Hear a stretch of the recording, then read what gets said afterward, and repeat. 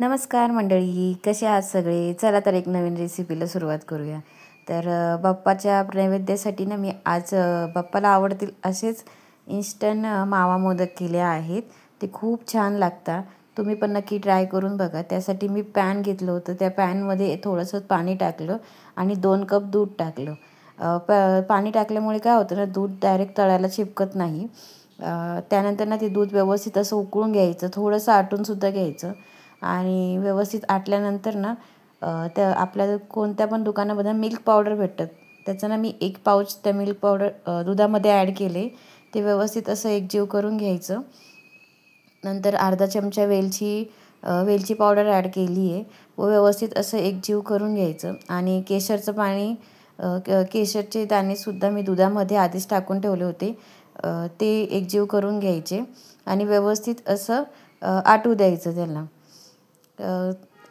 व्यवस्थित असं आटून झालं तर त्यानंतर ओलं खोबरं ना मी किसून घेतले। ते 3 ते 4 चमचे ओलं खोबरं टाकायचं आणि व्यवस्थित असं एकजीव करून घ्यायचं।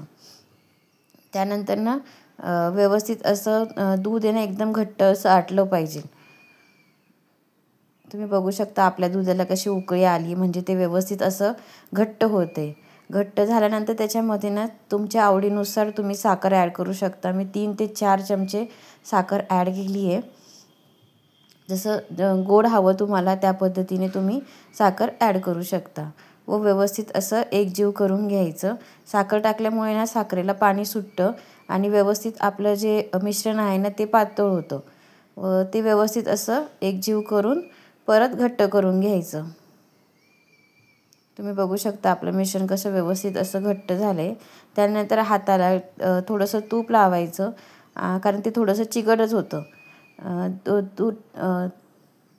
तूप लावायचं आणि व्यवस्थित आपल्या मोदकच्या साच्यामध्ये व्यवस्थित भरून मोदक तयार करून घ्यायचा।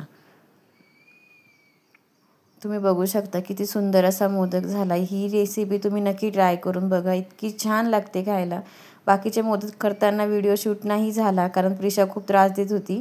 तर आपले मोदक सगळे तयार झालेले आहेत। तुम्ही बघू शकता खायला खूप छान लागतात। मोठ्यांसोबत लहान पोरंसुद्धा खूप आवडीने खातात। आणि तुम्हाला कशी वाटली माझी रेसिपी? आवडली असेल तर लाईक करा, शेअर करा, सबस्क्राईब करा।